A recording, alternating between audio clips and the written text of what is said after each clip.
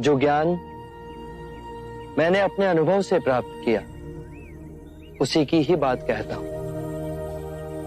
इस यात्रा में सर्वप्रथम आप ही मेरे शिष्य बनेंगे। आपकी करुणा से हम धन्य हूं।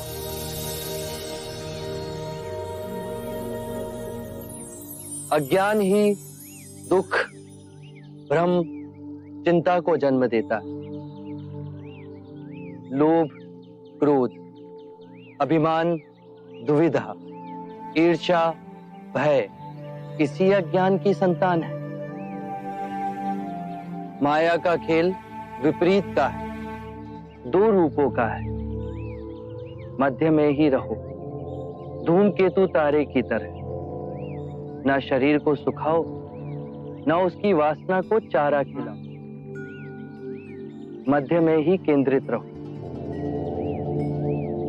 जब हम माया के द्वैत रूप को पहचान लेते हैं, तब सब दुख, चिंता समाप्त हो जाती है। तब हमारे अंदर प्रेम और स्वीकृति का भाव जागृत होता है, जो मूल में एक ही भाव है। इस ज्ञान के बाद हम किसी से घृणा नहीं करते, ऐसे व्यक्ति से भी नहीं जो हमसे क्रूरता करता है, वरन ऐसे व्यक्ति को हम सांसारिक भावनात्मक रूप से रूपांतरित करने का प्रयास करते हैं। जब ज्ञान के चक्षु खुलते हैं, तो करुणा ही हमारा स्वरूप है। ध्यान में विचार भ्रांति पैदा करते हैं। बुद्धि ने सत्य को विषय और वस्तु में विभाजित कर दिया है, मैं और तुम में बांट दिया है। और इस विभाजन ने जीवन को समझने में भूल की। मनुष्य भावनाओं में बंधा खंडित होता गया और लालच, मोह, तृष्णा की पकड़ उस पर बढ़ती गई। जन्म से वृद्धावस्था के चक्र, बीमारी और मृत्यु का भय उसके मन के चारों ओर बनी दीवार को और प्रबल करते गए। इसीलिए इस भ्रम को ही दूर करो। एक बार ये भ्रम टूट जाए तो जीवन कारावास में नहीं, स्वतंत्रता में जिया जा सकता है।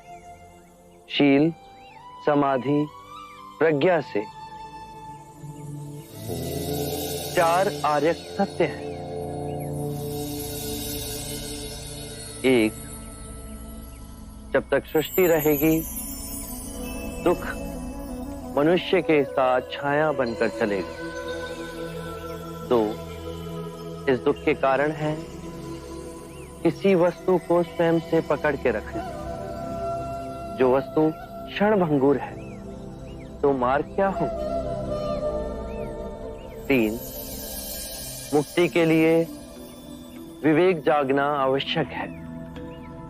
स्वयं को केंद्रित करो। जो आए, चाहे दुख की सूचना या आनंद की परछाई, इसके बीच स्वयं को स्थिर रखो। 4, इस मार्ग पे दुख के बंधन टूटेंगे और परम सत्य की उपलब्धि होगी। ये मार्ग क्या हो?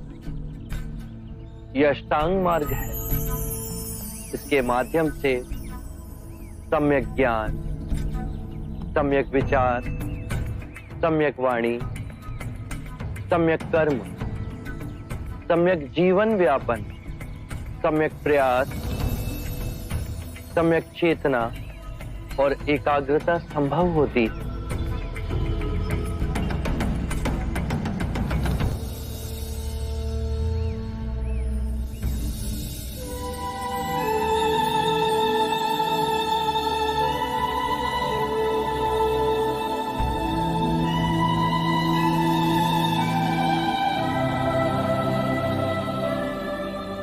मैं बुद्ध हूं।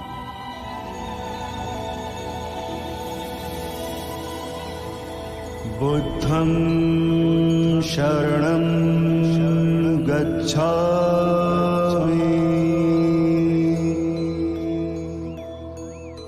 मैं स्वयं धर्म हूं। धम्मं शरणं गच्छामि।